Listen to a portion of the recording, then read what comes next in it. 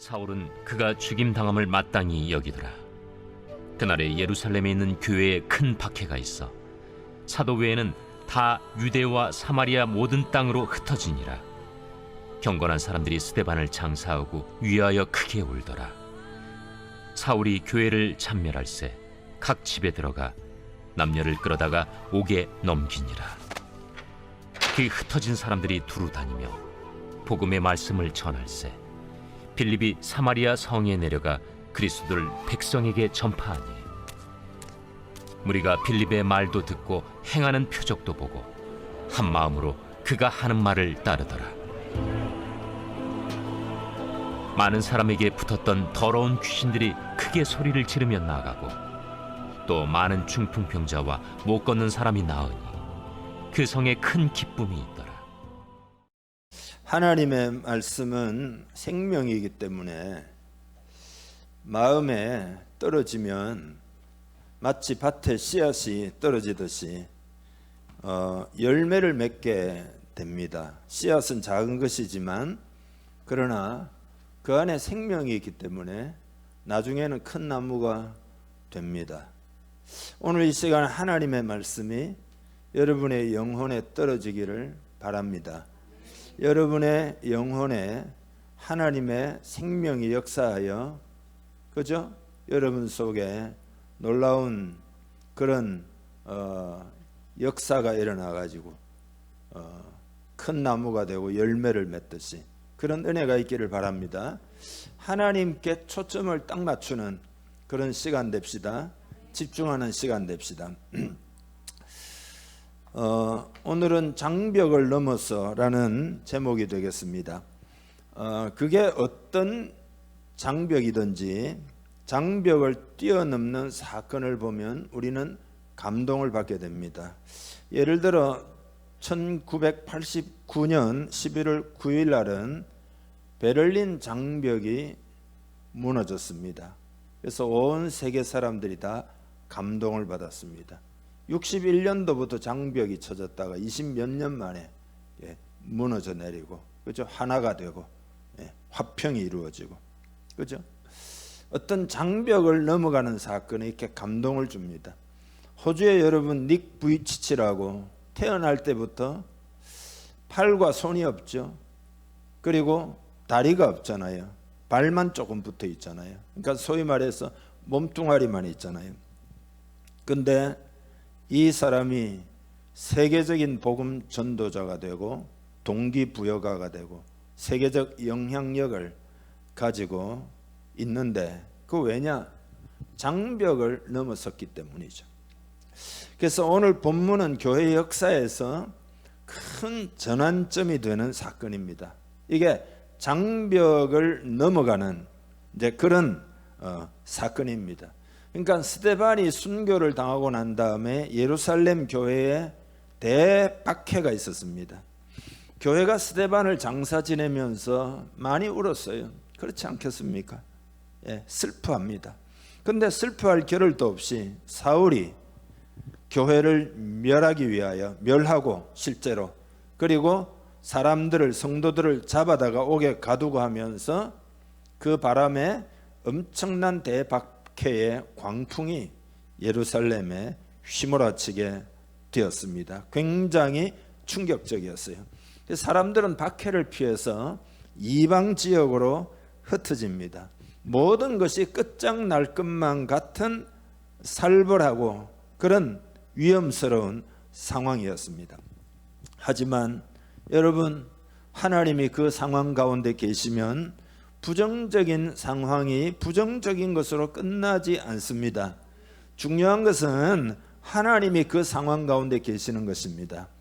오늘 우리들도 하나님을 모셔드리기를 원합니다. 우리 공동체에 모셔드리고 그죠? 여러분 심령에 모셔드리기를 원합니다. 이 박해는 복음이 이방 지역으로 확장되어가는 놀라운 계기가 되었어요. 그래서 예수님이 하신 말씀대로 사도행전 1장 8절 말씀이 지금 막 성취되는 사건이었어요. 오직 성령이 너희에게 임하시면 너희가 권능을 받고 예루살렘과 온 유대와 사마리아와 땅끝까지 이르러 내 증인이 되리라 하신 사건이 지금 벌어지고 있는 겁니다. 복음이 예루살렘에 머무르는 게 아니라 유대 지역으로, 사마리아 지역으로, 나중에는 땅 끝으로 건너가게 된다 이 말이죠. 불가능한 일처럼 보였지만 이게 가능케 된 것이다. 우리는 부정적인 사건들을 넘어서는 믿음이 있어야 합니다. 여러분 속에 이 믿음이 있기를 축복합니다.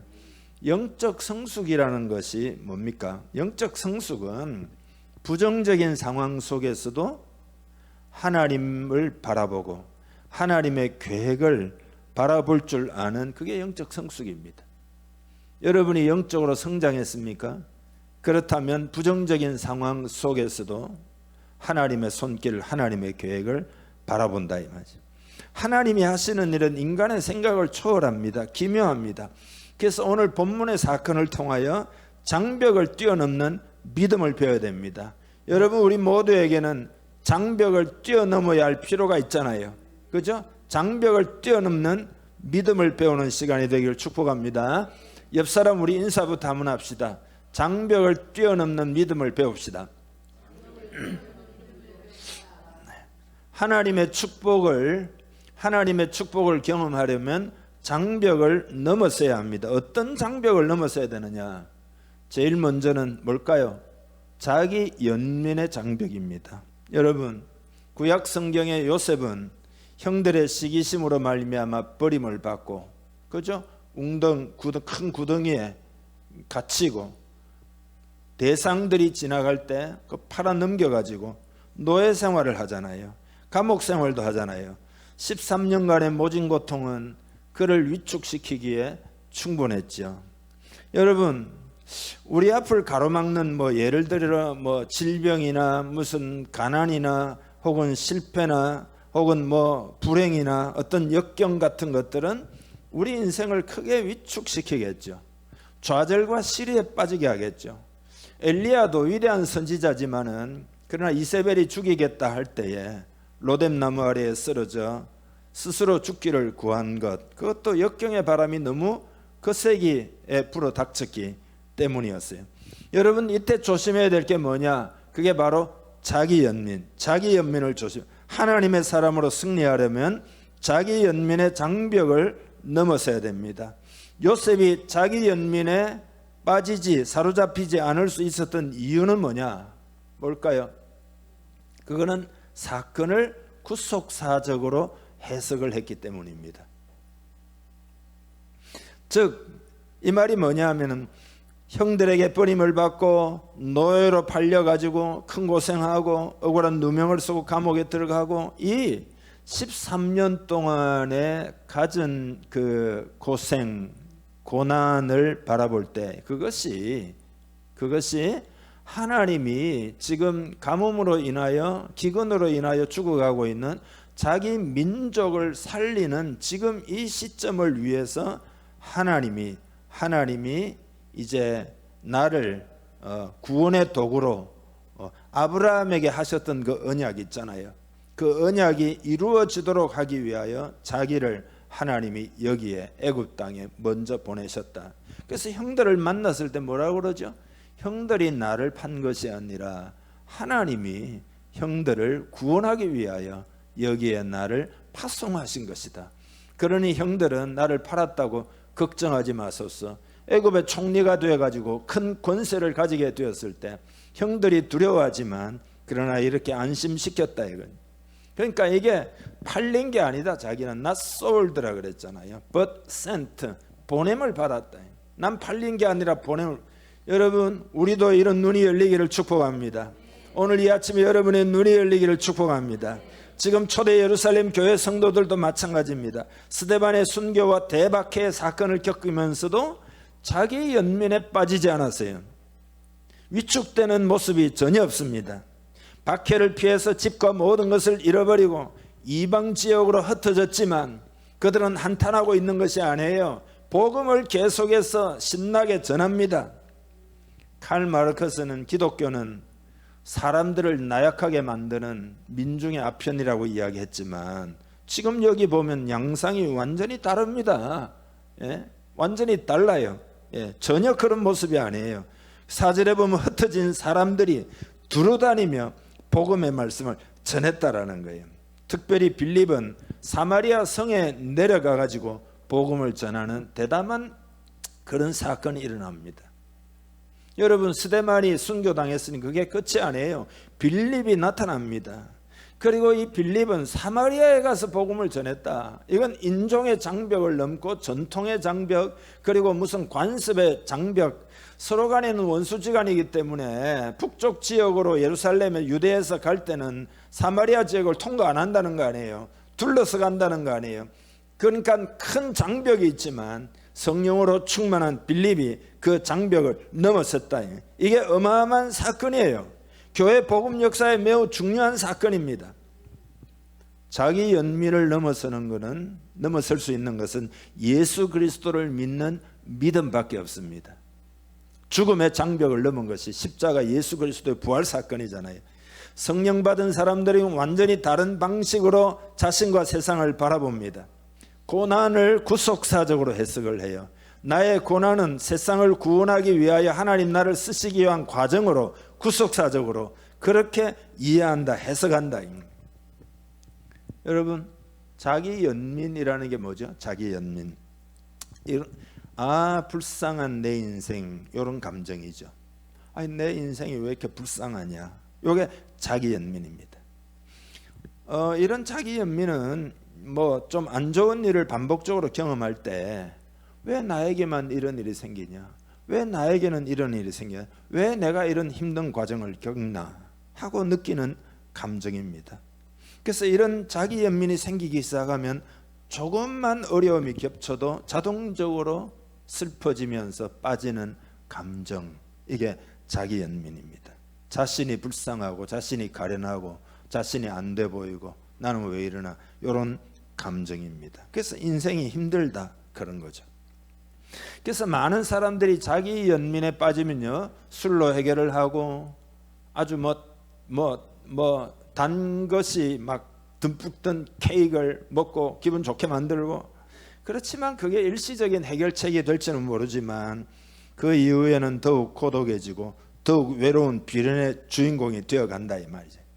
더 자기 연민에 빠지게 된다. 자기 연민에 빠지면 어떻게 되는, 자기를 이해해주고 자기 위로만 해주는 사람이나 상황을 자꾸 찾게 됩니다. 그래서 존 가드너라는 사람은 자기 연민이란 그 어떤 약보다 사람을 망가뜨리는 마약이다. 쉽게 중독되고 찰나의 쾌락을 주며 그 덫에 걸린 사람은 현실을 바라보지 못한다, 이렇게 이야기. 한마디로 자기 연민은 위험하다. 여러분, 혹시라도 여러분 속에 자기 연민이 있다면 다 깨트려 버리기를 축복합니다. 그런 믿음이 있기를 축복합니다. 오늘 본문에 보면은 이 핍박을 당하고 재산도 잃어버리고 뭐 다 잃어버렸잖아요. 그렇지만 자기 신세를 한탄하는 사람은 단 한 사람도 없어요. 박해받아 흩어져서도 예수 그리스도의 부활의 복음을 증거합니다. 왜냐하면 성령으로 말미암아 그 마음이 꽉 차 있었기 때문에, 예수 그리스도의 복음으로 말미암아 하나님의 나라가 꽉 차 있었기 때문에, 하나님의 나라를 경험하고 있었기 때문에 그런 거란 말이죠. 그리고 그 복음은 세상을 구원하는 하나님의 능력이라고 하는 것을 확신했기 때문입니다.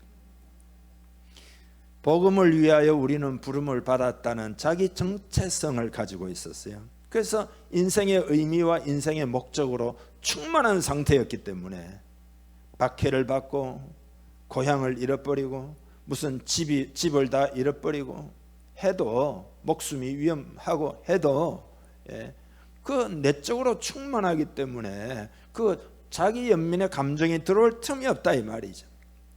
예수님 안에서 그들은 새로운 정체성을 가지게, 하나님의 자녀라는 정체성, 하나님 나라의 시민이라는 정체성, 천국을 상속받는 상속자라고 하는 정체성, 예수 그리스도의 복음을 증거하는 그리스도의 제자라고 하는 정체성, 하나님 나라를 건설하는 하나님 나라의 일꾼이라는 정체성을 가지고 있단 말이죠.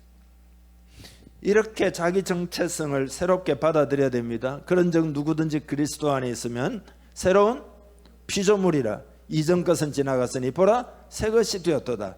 새롭게 된 자기를 받아들여야 할 줄 믿습니다. 어떤 조류학자가 독수리 새끼를 병아리 들과 같이 길러보았다는 거잖아요. 병아리처럼 행동했다 그러죠. 몸집이 커졌는데도 마찬가지.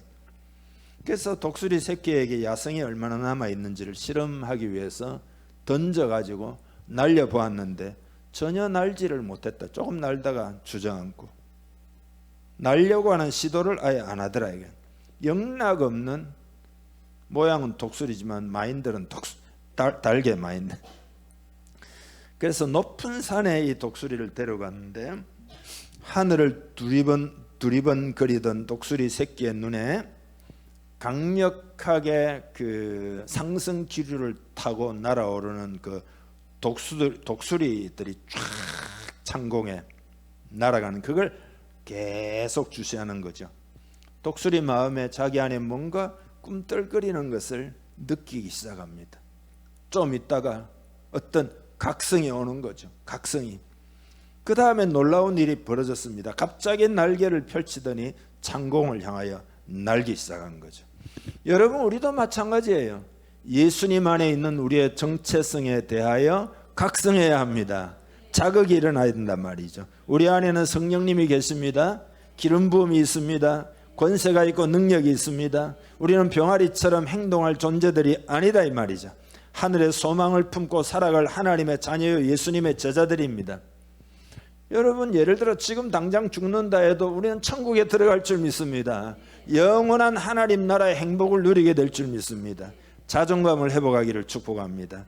오직 여호와를 앙망하는 자는 새 힘을 얻으리니 독수리가 날개치며 올라감 같을 것이요. 그죠? 독수리 마인드를 가져든. 그래서 초대교회는 그 정체성을 잘 알았다. 그래서 이것으로 자기 연민이라는 장벽을 넘어선 거예요. 자기 연민의 감정. 오늘 이 아침에 여러분 십자가에 못 박지 않겠습니까? 우리 공동체도 그죠? 공동체적인 자기 연민이라 그럴까? 십자가에 다 못 박기를 간절히 원합니다. 오늘부터 독수리 마인드를 가집시다. 우리가 독수리는 아니지만 독수리 마인드를 가지자. 그죠? 예. 고난은 하나님의 섭리를 실현하는 무대입니다. 초대 예루살렘 교회는 고난을 바라볼 때 예수님의 예언적 선포가 이루어지는구나. 온 유대와 사마리아 땅끝까지 이르러 내 증인이 되리라 하셨는데, 우리가 이렇게 흩어진 건 보니까 사마리아 복음화 시켜야 되겠다, 이방 땅을 복음화 시켜야 되겠다, 땅끝까지 가야 되겠다 이렇게 생각했단 말이죠. 고난에 대해서, 그 고난에 대해서 자기 연민에 빠지지 않았다. 베드로전서 4장 12절 같이 한번 읽죠.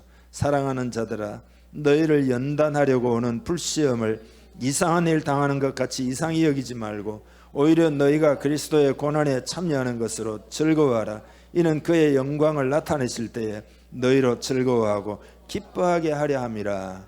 아멘. 그 전에 제가 말씀드렸는데요, 하림 있잖아요. 닭고기 생산하는 하림 회장이 이리신광교회, 옛날에, 지금은 뭐 장로님인지 뭔지 모르지만 안수 집사님일 때 불이 나가지고 그 하림 공장이 전소됐잖아요. 하루아침에 완전히 망했죠. 눈물을 많이 흘렸다는데 눈물을 많이 흘린 이유가 공장이 다 날아가고 회사가 망했기 때문이 아니었어요. 회개의 눈물이었답니다. 근데 국민일보 간정란에 보니까 이분이 말하기를 모태신앙이지만 교회를 근성으로 이제 다니고 있었다 이거예요. 그래서 공장의 화재는 자기의 영적인 눈이 열리는 계기가 되었다. 불이 난 후에 완전히 자기 속에 어떤 뭐 화학적 변화처럼 그런 어떤 변화가 생겼다. 성경을 읽다 보면 다음 장이 궁금해지고, 이게 은혜죠. 길고 지루하게 느껴지던 설교가 기다려지고 마음이 humble 거죠. 그죠? 이해하시죠? 그래서 고난이 축복의 통로였음을 깨닫게 되었다는 거예요. 근데 공장 화재가 있고 3개월이 지난 다음에 자기가 섬기는 이리신광교회 건축이 이제 그 계획되어 있었나 봅니다. 그래서 건축위원장으로 자기 자신이 이제 그 막 회사도 다시 이렇게 세워야 되고 하는데도 헌신을 하게 됩니다.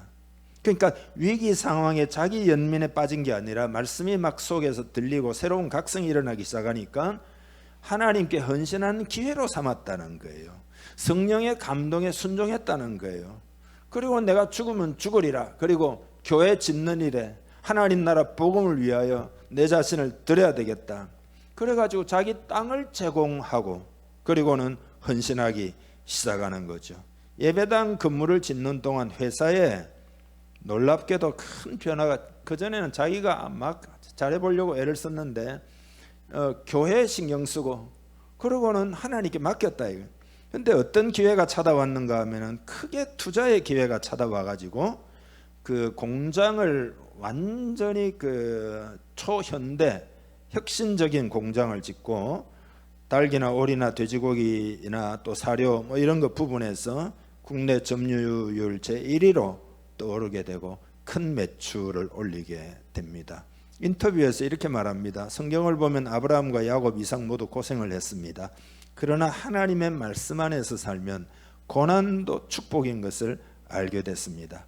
인간적으로 볼 때 고생이지만 하나님의 관점에서는 축복이라는 것을 깨닫자 계속 도전하고 모험하는 것이 두렵지 않게 되었습니다. 자기 익산에 있는 할인 공장 식당 벽에다가 찬송가 가사 일부를 서예 글자로 써서 액자에 넣어가지고 크게 붙여놨는데 내용이 이겁니다. 이 풍랑 인하여 더 빨리 갑니다. 새로 지은 이 풍랑 인하여 더. 이게 찬송가에 보면 고요한 바다로의 그 가사 대목이잖아요.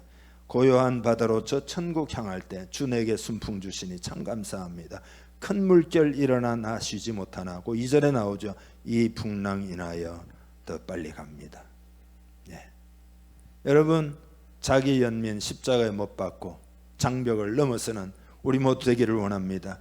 두 번째로는 자기 틀의 장벽을 넘어서야 자기 틀 있잖아요. 내가 익숙한 것, 전통이나 관습이나 습관이나 이걸 넘어서야 된다. 아일랜드 소년들의 이야기가 있습니다. 뭐냐면은 아일랜드 소년들은 높은 어떤 울타리나 높은 어떤 벽이나 높은 뭐 담이나 이런 것들을 만나게 되면은 자기들 이야기죠. 만나면은 일단 모자를 다 벗어 가지고 던져 가지고 그쪽으로 바깥으로 이렇게 던져 놓는다는 거예요. 그렇게 되면 모자를 줍기 위해 어떻게든 벽을 넘게 된다는 그런 이야기입니다. 이건 뭔 이야기죠? 마음의 장벽을 넘어서면 실제 장벽을 넘어선다. 그러니까 사람들은 자기 속에 다 자기 틀이라는 게 있어요.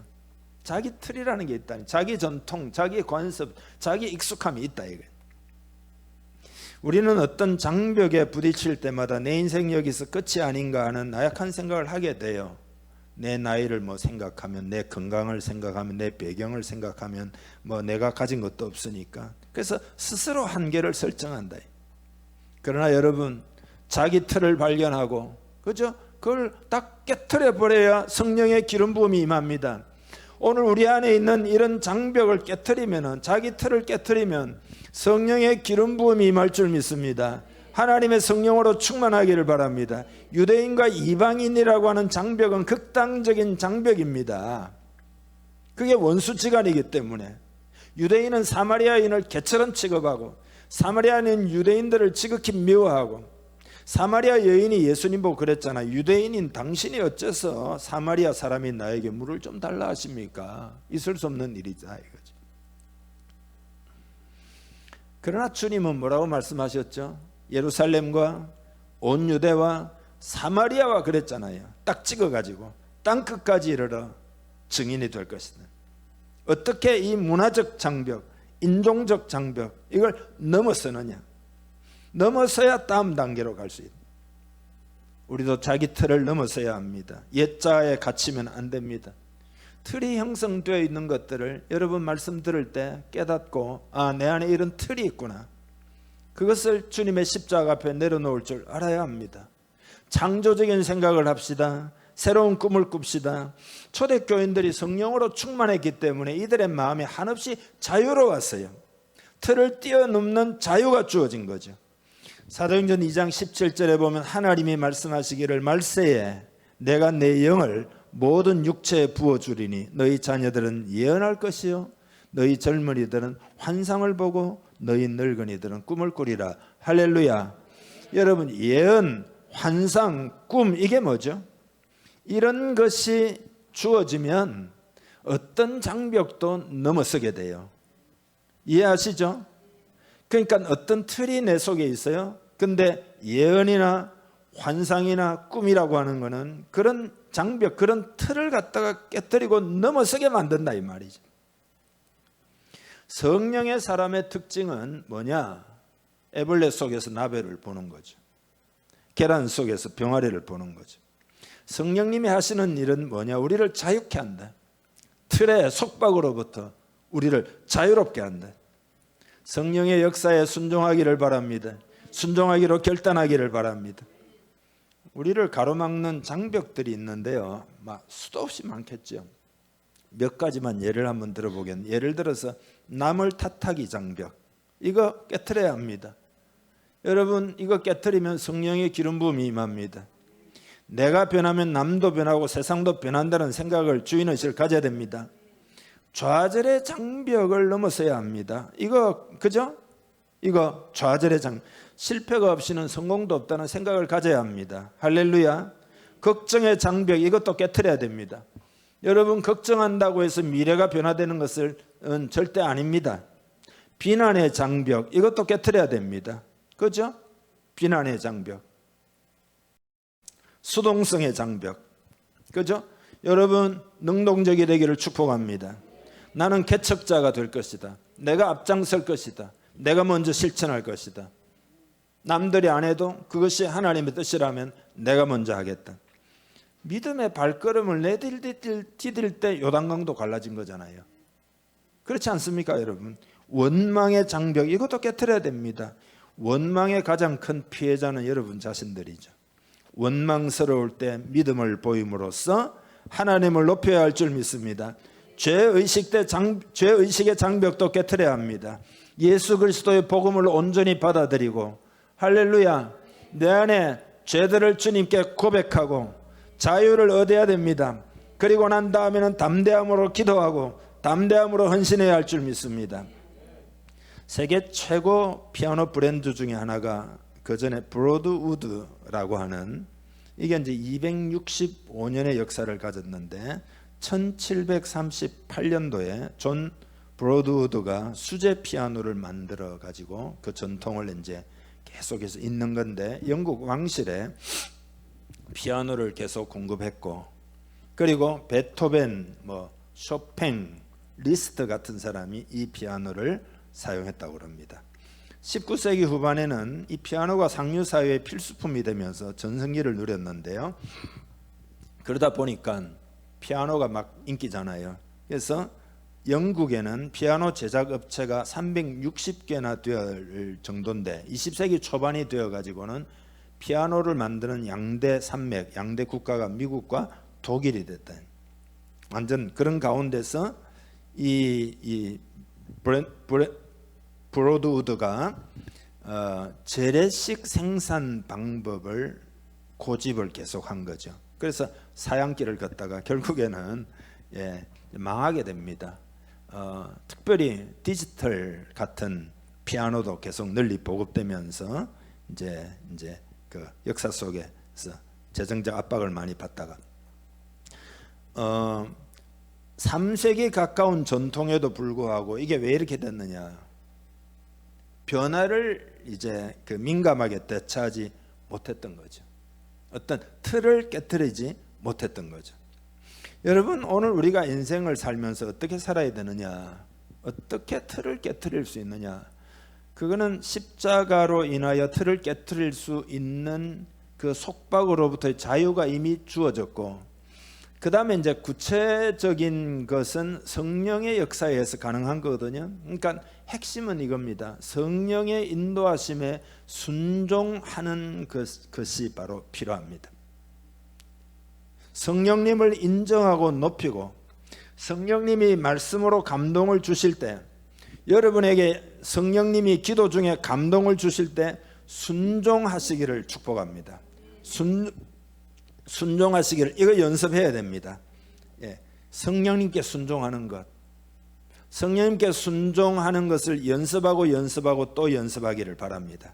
자기 생각을 내려놓고 성령님의 마음에 감동을 주셔요.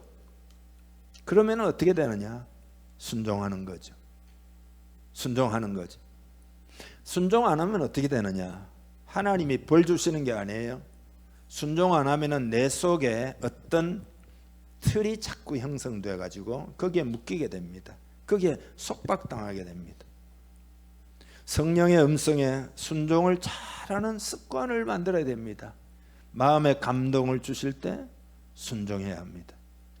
그러면 성령님이 더욱더 친밀하게 여러분에게 다가오시고 늘 함께 계시지만 여러분 입장에서 생각해 보면 성령님이 더 가까이 오시고 이렇게 되는 거란 말이죠. 세 번째는 자기 중심적 목적이라는 장벽을 넘어서야 합니다. 그러니까 초대교회 성도들은 하나님의 나라라고 하는 비전을 받아들였어요. 자기 중심적 목적을 벗어버린 거죠. 여러분이 신앙생활 하는 가운데 힘이 든다면, 그리고 여러분의 삶에 뭔가 열정이 부족하다면 그건 다른 게 아니에요. 하나님의 나라의 비전이 뚜렷하지 않기 때문입니다. 만약입니다. 초대교인들은 자기 인생에 흔들 수 있는 깃발을 찾은 거죠. 그게 복음입니다. 영원한 가치를 발견한 거죠. 그게 복음입니다. 예수 그리스도의 복음. 부산에 가서 계속 사역만 하다 왔는데요. 한 분을 상담을 하게 됐는데 그 내용을 제가 다 이야기하려고 하는 것이 아니라 잘 해결하지 않는 부분을 한 시간 정도 대화하는 가운데서 키를 잡고 마음이 많이 자유로워졌어요. 그 상대방이. 그 핵심이 뭐냐? 제가 복음적 원리를 제가 잘 알고 있기 때문에 그 복음적 원리에 따라서 대화를 하니까 자동적으로 성령님이 역사하시고 마음이 풀어지고 이제 해결을 향해서 갈 수 있겠다라고 하는 자신감이 생긴 거죠. 그게 복음입니다. 복음은 능력이 있어요. 복음은 우리를 구원하는 능력이다 그랬잖아요. 복음을 위하여 하는 모든 헌신은 절대 헛되지 않습니다.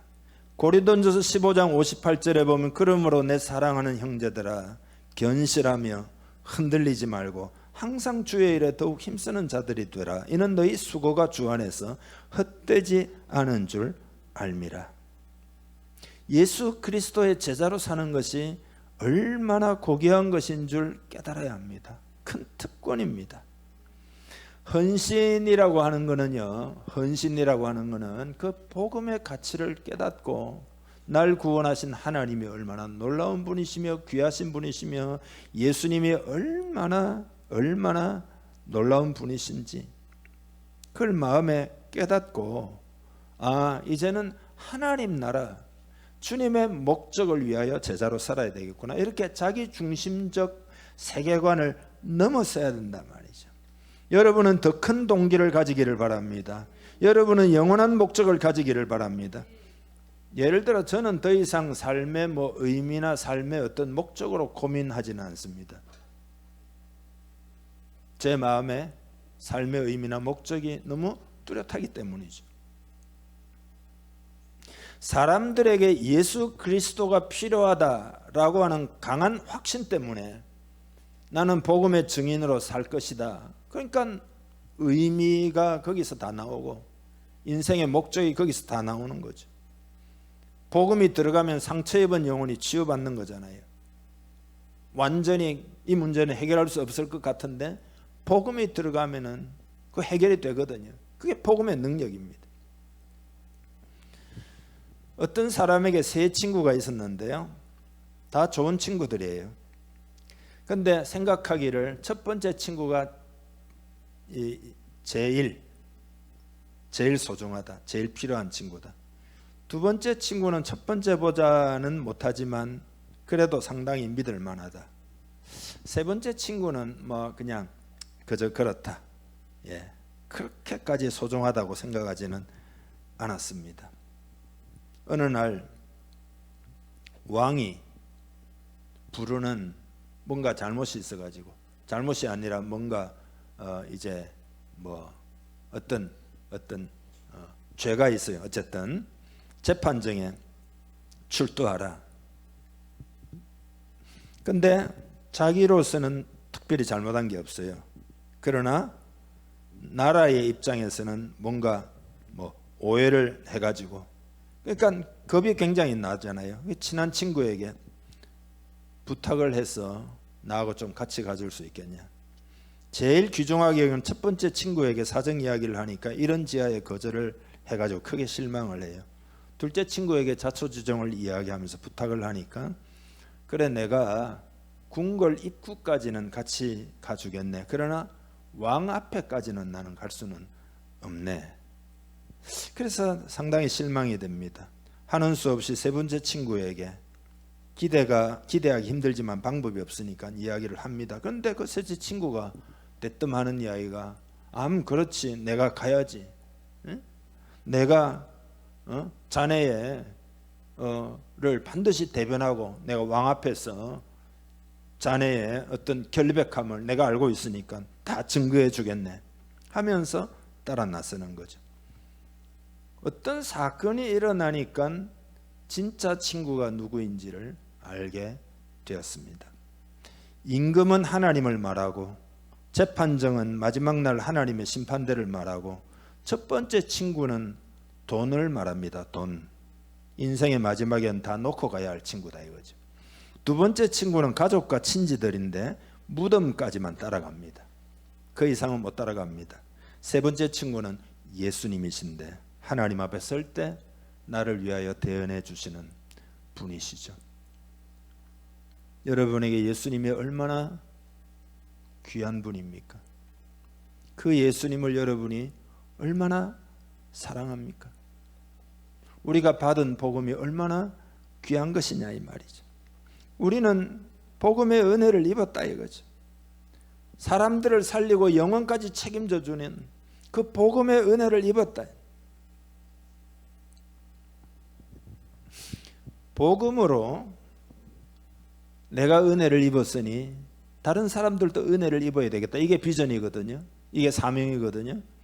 그래서 복음으로 하나님 나라를 세우면서 사람들을 살리는 데 있어서 무엇이 가장 효과적이겠는가?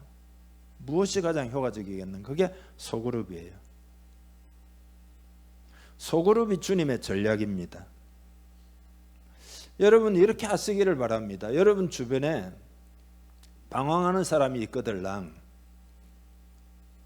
여러분 포함해서 단 3사람만 되더라도, 목사님 와서 성경을 가르쳐 주세요. 그러면 제가 가서 그죠? 상담하고 문제를 해결해 주고 그리고 하나님 말씀 같이 읽고, 그러면요 그곳에서 복음 역사가 일어나요. 제가 좀 하다가 누구한테 나누어 주면 되죠. 여러분이 나누어 주면 되죠. 그럼 여러분이 그 다음에 바톤을 이어받아가지고 하면 되죠. 이렇게 하면 어떻게 될까요? 누룩처럼 하나님 나라가 계속해서 그죠? 가지치고 계속 번져가겠죠. 여러분이 할 일은 아무것도 없어요. 그냥 그런 사람이 있나 없나 살펴보고 있다가 자리를 만들어가지고, 그게 뭐 어디가 되든지 간에 목사님 이렇게 사람이 있는데 상담 좀 해주시죠. 여러분 좀 자신감을 가질 필요가 있어요. 예수님 안에서. 제가 저 자신이 잘나서가 아니죠. 복음의 능력 때문이죠. 가면 반드시 문제를 해결받아요. 가면 반드시 도전을 받고, 가면 반드시 사람들이 살아나요. 제가 경험적으로 하는 이야기입니다. 마음 상한 사람, 낙심한 사람, 문제를 만난 사람, 기도가 필요한 사람, 갈급한 사람, 하나님의 말씀을 더 알기를 원하는 사람, 뭐 교회 때문에 갈등하는 사람, 뭐 때문에 갈등하는 사람, 그냥 만나게 하면 되는 거죠. 제가 할 일은 뭐죠? 예수님을 만나게 하면 되는 거죠. 성령의 인도를 받게 만들면 되는 거죠. 다시 말해 소그룹을 계속 하면 되는 거죠. 그리고 이어받아서 여러분들이 혹은 그 모임 중에 누군가가 그것도 하면 되는 거죠. 이게 하나님 나라의 전략입니다. 이 일을 계속 할 것입니다. 주님의 3대 사역은 이거예요. 주님의 3대 사역. 전파하시고 가르치시고 치유하신 거죠. 제자들을 불러다가 함께 있으면서 뭘 한 거죠? 그들로 하여금 예수님이 하셨던 그대로 가르치고 전파하고 치유하라. 그 제자들에게 파송한 거죠. 지금 오늘 이 시대의 교회 보고 주님이 뭘 하라고 하시는 것 같아요? 전파하고 가르치고 치유하라 이거예요. 우리가 할 일은 복음을 전파하고 기복신학 전파하는 거 아니에요? 성공주의도 아니에요? 복음을 전파하고 두루두루 부지런히 가만히 있으면 안 되죠. 말씀을 가르치고 그리고 영혼 육을 치유하고.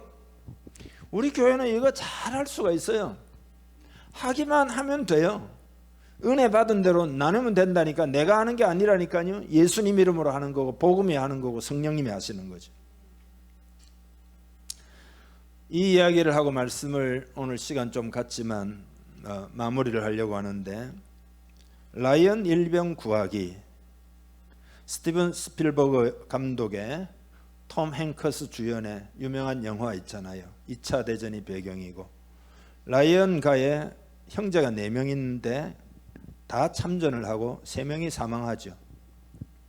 비탄에 빠진 라이언 부인을 위로하기 위해서 미 행정부가 전쟁에 노련한 밀러 대위와 7명의 부하들을 독일군 지역에 투입시켜가지고 라이언 일병을, 3형제가 다 죽었으니 넷째 형제도 죽으면 어떻게 되냐? 반드시 너희는 구해와야 된다. 그래서 구하는 내용이 이 라이언 일병 구하기 영화입니다. 라이언 일병을 구해냈지만 전원이 다 사망을 하게 됩니다. 마지막에 죽어가던 밀러 대위가 라이언 일병에게 구해놓고 이렇게 이야기합니다. 나는 네가 구할 만한 가치가 있는 사람이었기를 바란다. 이렇게 이야기를 해요. 우리 8명 목숨을 다 잃어서 너를 구원했다 이거죠. 너가 그런 가치가 있는 인물이기를 원한다. 영화의 마지막 부분이 이제 어떻게 되는가 하면은 노인이 된 라이언 일병이 가족들과 함께 그 과거 격전지를 찾습니다. 그래서 밀러 대위와 그 소대원들의 고귀한 희생을 떠올리면서 거기서 울먹이면서 당신들의 기대를 절대 저버리지 않겠다 이렇게 말을 해요. 그러면서 영화가 맨 마지막에 심각한 질문을 던져요. 수많은 전쟁 끝에 살아남은 당신은 과연 그 희생의 대가로 살아남을 만한 가치가 있는 사람이었는가? 이렇게 질문합니다. 여러분, 우리는 예수 그리스도의 십자가의 공로로 구원받은 은혜 입은 사람들입니다. 사도 바울은 그 은혜에 빚진 자라는 거예요. 그렇게 나를 가치 있게 생각하고 예수님이 당신의 목숨을, 피를 흘려주셨다 이 말이에요. 예수님 때문에 큰 구원의 은혜를 입고 날마다 말씀으로 살고 성령으로 살고, 그렇지 않습니까? 천국 소망 가운데 살고, 그죠? 영원한 하나님의 나라를 상속받은 상속자가 되었고 교회의 일원이 되었고, 그죠? 은혜의 복음에 큰 혜택을 입었다. 이게 빚진 자다. 여러분 마음에 이 은혜로 구원받은 그런 감격, 감사 이런 것들이 넘치기를 바랍니다. 그리고 이제는 나처럼 세상도 은혜의 복음의 혜택을 입어야 된다. 이게 사명이잖아요. 이게 인생의 목적이잖아요. 내가 은혜를 받았으니 반드시 그 은혜를 이제 갚아서 다른 영혼을 구원하고 하나님께로 인도해야 된다. 이렇게 하나님 나라를 향한 목적 혁명이 일어나야 된다. 자기 중심성이라고 하는 이 장벽을 넘어서면 하나님의 나라가 보이기 시작하고 하나님이 일하시는 것을 체험하고 경험하기 시작한다 이거예요. 여러분은 왜 사업을 하십니까? 여러분에게 건강은 왜 주어졌습니까? 여러분에게 모든 기회들은 왜 주어졌습니까? 여러분이 왜 은혜를 받았습니까? 자기 목적이라고 하는 장벽을 넘어서서 하나님 나라 목적을 위해서 여러분 자신을 드리기를 바랍니다. 하나님 나라를 위하여 일어나 빛을 발하기를 원합니다. 그 마음을 딱 먹고 나아가기 시작하면 여러분 성령님을 여러분에게 계속 할 수 있도록 능력의 성령님을 여러분들에게 부어주실 것입니다. 죽음과 같은 것이라도 이기고 극복하고 승리하게 될 겁니다. 우리의 삶이 이렇게 승리가 보장됐다는 것을 기억하고 믿음으로 일어나 빛을 발하기를 주님의 이름 축복합니다. 우리 함께 기도하겠습니다. 하나님 아버지, 장벽을 넘어서는 믿음이 되기를 원합니다. 성령을 이 시간 부어주시고 이제는 오늘 말씀대로 그대로 순종합니다. 주여 은혜를 부어주옵소서. 간절한 마음으로 믿음으로 함께 기도하겠습니다. 하나님 아버지시 이 시간 기도합니다. 하나님 아버지 감사합니다. 장벽을 넘어 영의 세계로 부르시고 참으로 진짜의 삶, 진실의 삶, 하나님 나라의 인생이 되게 하신 것을 감사합니다. 이 복음을 우리가 받았고 그것은 큰 사건인데 하나님이 복음으로 말미암아 우리 자기 연민이라는 장벽을 이 시간 넘어서기를 간절히 원합니다. 그리고 자기 틀이라고 하는 장벽, 내 속에 있는 장벽을 알게 하시고 십자가 이 시간 못 박습니다. 주님, 이런 전통과 익숙함과 관습의 장벽을 넘었을 줄 아는 그런 복음의 사람, 성령의 사람 되게 하여 주시기를 간절히 원합니다. 그리고 자기 중심적 목적이라고 하는 나를 위하여 살아가는 장벽을 넘어서서 하나님 나라의 일꾼으로 그리스도의 제자로 살아가기를 간절히 원하오니 성령을 충만히 부어 주옵소서. 눈이 열리게 하여 주옵소서. 비전이 열리게 하여 주옵소서. 꿈을 꾸게 하여 주옵소서. 자신감을 회복하고 정체성을 회복하고 믿음으로 요단강 물을 밟듯이 길을 걸어가는 우리 되게 하여 주시기를 간절히 원합니다. 하나님께 우리의 미래를 맡기고 의탁합니다. 하나님이 책임져 주옵소서. 고난을 구속자적으로 해석하고 전진하기를 원하오니 주여 우리 마음에 용기를 주시옵소서. 믿음으로 하나하나 행할 때 하나님이 역사해 주실 줄 믿습니다. 미래의 풍성한 소망을 품고 하나님께 영광을 돌리는 우리 모두 되게 하여 주시옵소서. 축복하고 예수님의 이름으로 기도하옵나이다. 아멘.